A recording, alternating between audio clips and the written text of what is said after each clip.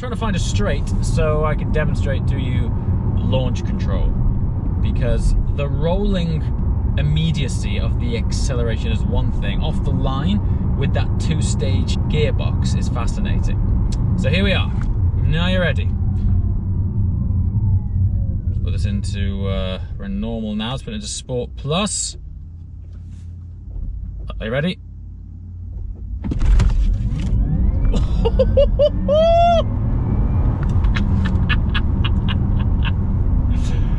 Good God, that is ludicrous!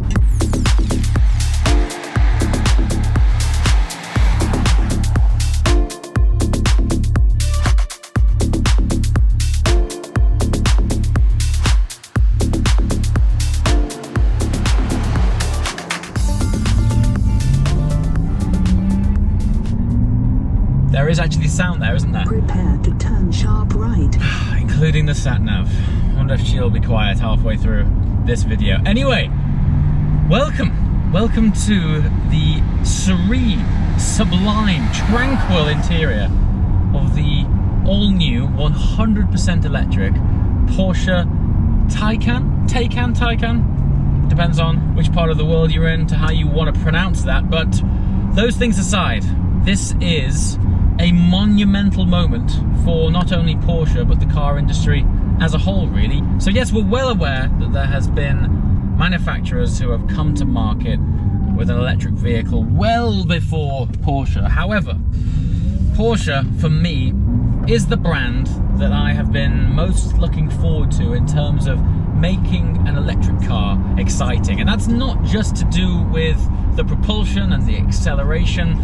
Electric cars really have done away with the battle of power, who can do the fastest 0 to 60s, etc. It's not about that anymore.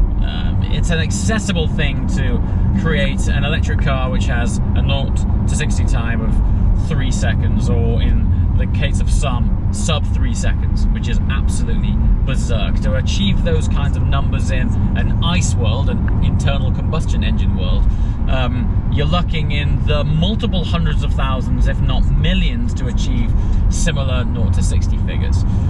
But today, we're not really in a supercar or a sports car, despite the fact that on paper the accelerative figures would suggest so. No, this is very much your practical daily driver. 4 seats, big boot. We even have a frunk. That's a trunk in the front, because of course this doesn't have an engine. All of the componentry sits very low in the chassis of this car because the majority of it is made up of batteries. So low, in fact, that the Taycan, or the Taycan, has the lowest center of gravity of any Porsche ever made. And that's in a 2.3 ton 5-seater practical daily driver. So that just gives you somewhat of a overview of the benefits that electric technology brings to the performance capabilities of a car. That aside, I don't really want to just talk about how quick this car is, so let's just get that out of the way 1 second. I am in Sport Plus. There are 5 driving modes configurable on the steering wheel. Let's just see what that relates to. Are you ready?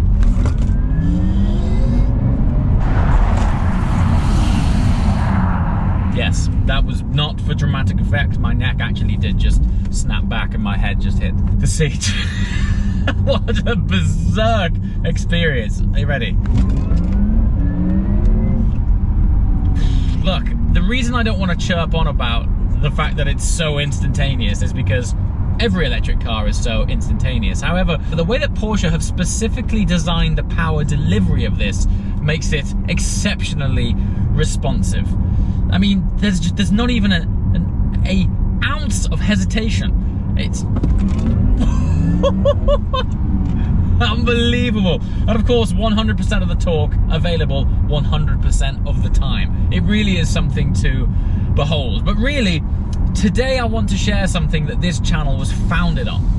When I began filming cars, the goal for me was all about putting you in the passenger seat, or hopefully through enough descriptive words, the driver's seat, to really begin to experience what it's like to be in these fantastic cars. When I started filming these cars, which was only really 3.5, 4 years ago, the notion, even even then, even as late as then, that I would be doing a video on a fully electric Porsche really hadn't even entered my sphere of thought. And yet here we are, taking you along for the ride. So the character traits I've just spoken about, instant torque, crazy response and acceleration, really isn't unique to this car. What is unique to this car is that it's a Porsche. And what Porsche do best is driving machines, driving experience, the interaction for the driver, the connection between the road and the car and the driver. You see, for all of the Tesla fanboys out there, while this on paper seems like it might be lacking in the range department, it is slightly less range than the Tesla Model S, and the acceleration figures are 0.4 of a second less. The thing is, when you show this car a corner, and when you apply the brakes to these phenomenal carbon ceramic brakes, which are fitted to the Turbo S model, which I'm driving right here, you're well aware, upon the first 100 yards that you drive this car, the legacy of a big boy manufacturer who has countless years of motorsport heritage and decades of sports car and supercar development. Do not let this car deceive you. Despite the fact that on the outside and the inside it's very practical, it's comfortable, it's luxurious, as soon as you turn this car in, this car weighs over 2 tons. There's a sumo level weight here. But the way that this car deals with it and handles it, it disguises it seamlessly. Particularly because not only does it accelerate, as we've been speaking about, like that, so it feels lighter just by the severe propulsion of it when it brakes. And because there's regenerative braking in order to feed energy back into the battery, the braking is aggressive, it's very sharp, it's abrasive, so it feels even sharper than most sports cars. But in fact, a lot of that is just extra friction that's feeding back into the batteries. Now, this car is on Overboost function, which is available on the Turbo S.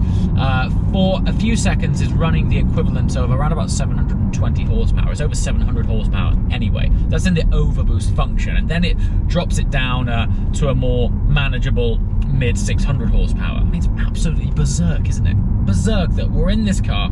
It really is silent, completely silent. If it wasn't for the fat tire noise, there is nothing to talk about in terms of gearbox sound, gearbox engagement, resonance from an engine. These things don't exist. So what is it that sets this apart from other electric cars?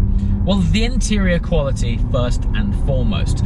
Now, I've noticed online that there is a very distinct Tesla camp and then everybody else that likes electric cars. I'm not detracting anything from that. Tesla is obviously a pioneer in the electric car space, but I've spent my fair share of time in Teslas, and while the drivetrain is once again very similar in terms of that instant response, this particular car that Porsche have decided to launch first is very much a daily practical driver, which means it's all about spending time in it, isn't it?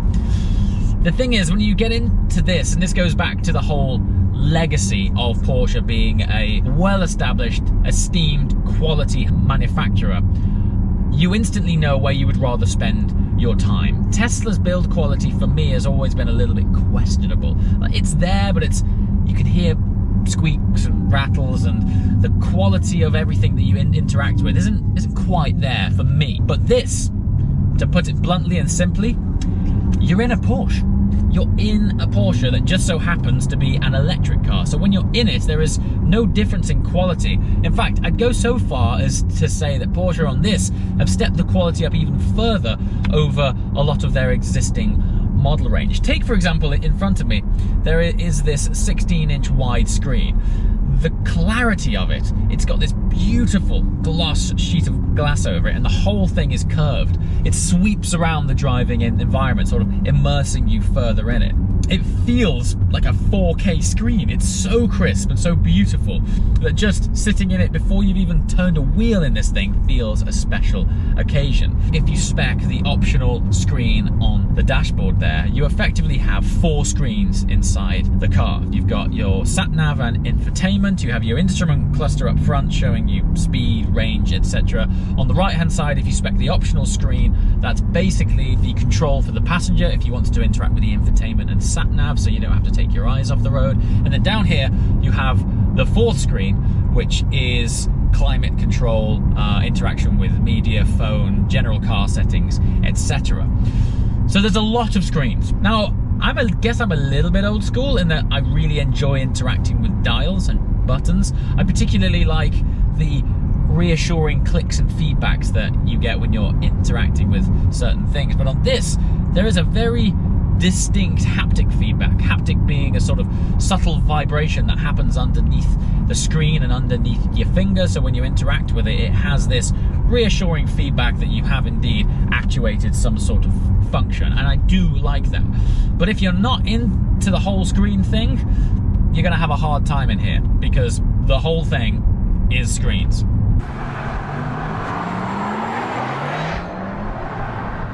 Today, we're filling up the new Porsche Taycan with electricity, and we are at one of the Ionity ultra-fast chargers. And this is a 350 watt charger, so we're in theory going to be able to go from a 5% charge to an 80% charge in just over 20 minutes. Let me show you how it's done.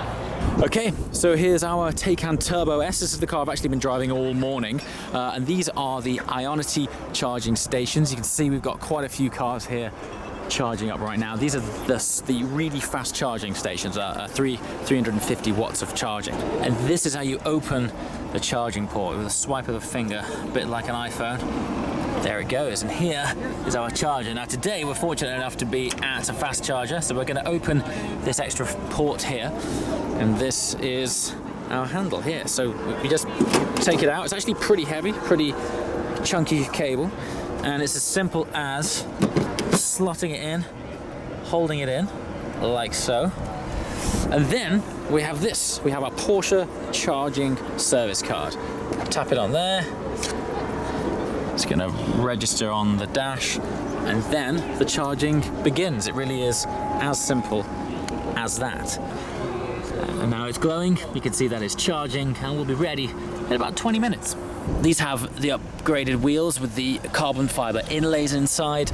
I particularly like the style of the front of the car because there's no engine in this car and no conventional drivetrain. It has lent itself to a more unique design which wouldn't necessarily be possible with a conventional ICE car, an internal combustion engine car.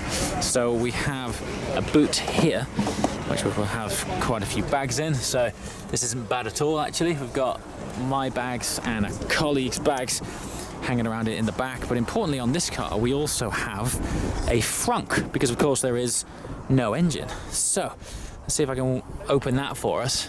So on the key you can pop the frunk, just hold that down and open, it pops. So if I come around here, this is what makes this car extra practical because there's no engine bay. So we also have the spot here for charging cable if you're on the road and need to plug it in elsewhere, but it's just nice to have the additional space. It's pretty cool. So let's just have a quick look around the rear. I'll explain further in the car the reason behind Turbo S on a car which distinctly has no engine, never mind an actual turbocharger. There's also lots of carbon fiber extras on this car as well. The rear diffuser area ties in nicely with the carbon trim on the wheels, and you'll also notice that this is running ceramic brakes. Now what's interesting is that there is a full carbon ceramic brake option, but there is also an option to have brakes which has a ceramic surface on an otherwise steel brake. The reason being the Porsche utilizes a lot of braking energy to recuperate energy back into the battery, basically meaning you're using the brakes a lot more aggressively, and so having that glazed carbon fascia will just make sure you've got extra life left in your discs.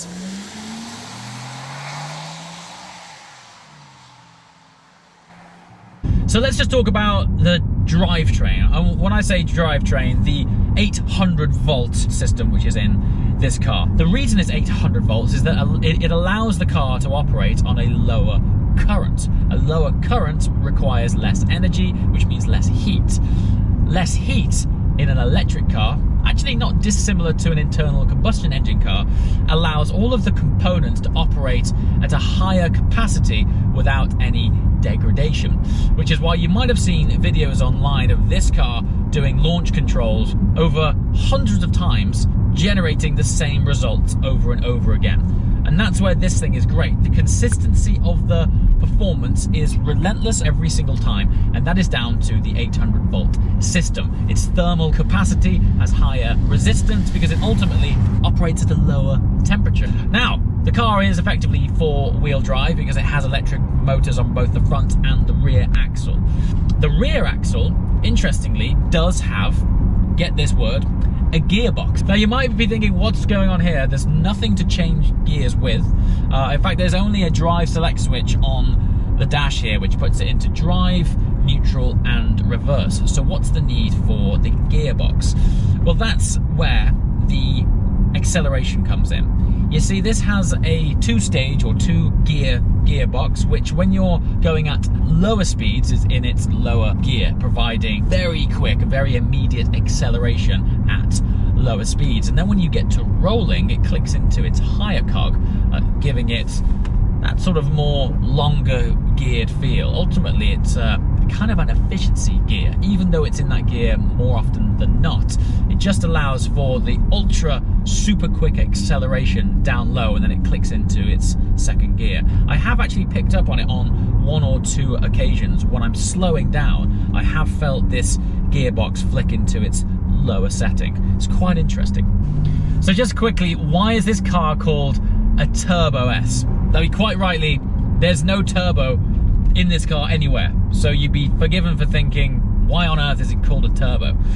Well, it's more to do with the brand. It's more to do with Porsche and the word turbo being synonymous with performance, and importantly, their top tier of performance. So this is the Turbo S version. Forget the word turbo in terms of its more traditional application. This is all about performance, and this is the fastest one. It's absolutely ballistic. Honestly, you need a hands device in this car just to drive it normally. It's bonkers. The performance is so crazy. I mean, it'd be a great party trick if you were really in the mood of winding up one of your friends who might have just opened his cold drink, and you're just going to pour it and then... Honestly, it's absurd. But what's interesting is you don't find yourself doing it that often. You don't find yourself using it going, oh, I'm going to accelerate like a bat out of hell every single turn. It's just there when you want it. Because this car is so serene, you very quickly adopt a different mindset and you settle into this sort of glorious glide. Then you just waft along in tranquility. This application of electric propulsion for me is actually more interesting in the luxurious Grand Tourer platforms of the world rather than, funnily enough, the performance cars. Despite the fact that the performance is arguably better from an electric car, I sort of don't mind that in an application like this it doesn't stimulate me so much as a driver. When I'm in this car, I wouldn't necessarily say it's an exciting thing. Which is weird. When you think of the word Porsche, you think exciting. I'm not actually excited by this car, which is quite a strange thing, right? But it's just an amazing engineering marvel, and to be in as a daily driver, I can see this as a really compelling proposition. Aside from this being Porsche's first electric car, I actually think what's pretty compelling about it is as a platform, it's also a first of its kind from Porsche as well, in that it kind of feels like a 911, it kind of feels like a Panamera in one. Even the driving position, you get in it, and as I mentioned earlier, the first 100 yards you're like, this is a 911. Doesn't sound like one, but it feels like one. The driving position is low. You sort of lower yourself down into it, and as a result it cosets you and feels like a sports car. Yet it has the practicality of a Grand Tourer. So it's practical, but it handles like a 911, or it sort of feels like a 911. Massive traction, Anyway, I'm trying to find a straight so I can demonstrate to you launch control, because the rolling immediacy of the acceleration is one thing. Off the line with that two-stage gearbox is fascinating. So here we are. Now you're ready. Let's put this into we're in normal now. Let's put it into Sport Plus. Are you ready?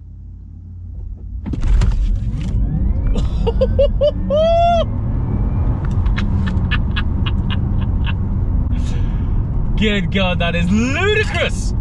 Absolutely bonkers performance. Wow, what a machine. So what is it like to drive quickly? Well, what's a Porsche like to drive quickly? Brilliant. And that, for me, all of a sudden, we have a real sports car manufacturer. Crikey, it's across ground like A to B. This is absolutely ballistic. The problem is, to make it exciting, you've got to be driving what I would say is too fast. It's a weird thing. It's very good at going slow because it's so quiet and seamless and effortless, and it's very good at going fast because it's so fast. The problem is neither of those spaces are entertaining until you get into the realms of being too fast for the road. Really, that's not so much of an issue for this car. My forethought is, how are we going to make sports cars entertaining for enthusiasts, where we currently receive a lot of emotion and feedback from creating flames inside an engine to propel us forward. That's going to be an interesting thing, isn't it? To be able to replace that organic combustion to propel us forward in a sports car is what generates that emotion that gets us here in the heart. As a daily, this is amazing, but let's see what happens in the future. Overtaking capacity on this is scarily efficient. Wow, wow, wow, wow. You would not believe how well this handles. Once again, legacy engineering, suspension, geometry, braking, all of this, you can tell you're in a Porsche, and that's what is important. That's what's important here. The fact that Porsche have gone and applied its DNA. That front end turning. It's a Porsche. Doesn't sound like one, but by God, does it go like one. Oh, the traction is mad. Anyway, we're now on our way to complete part of the 6,400 kilometer journey that this car is being part of. It's actually an honor to be part of this launch drive, and it's a great case study. It's a great example of why range anxiety shouldn't be an issue with this ever-growing network. That's something else as well. Right now in the UK, plug-in network's not amazing, but the plans that, and don't forget, multiple brands now are heavily invested in the future of EVs, and that's where we're going to see this charging network grow. So long story short, I think for me, the greatest thing I can say is I would love to live with one of these cars. Big thing for me is feedback and questions from you. Please let me know in the comments below your thoughts on this car, on Taycan, the future of electric cars. Importantly, the standout feature is the way it drives and handles. It is a true Porsche through and through, and that's a massive deal. So, as always guys, thank you so much for watching, and I shall see you next time. Ciao!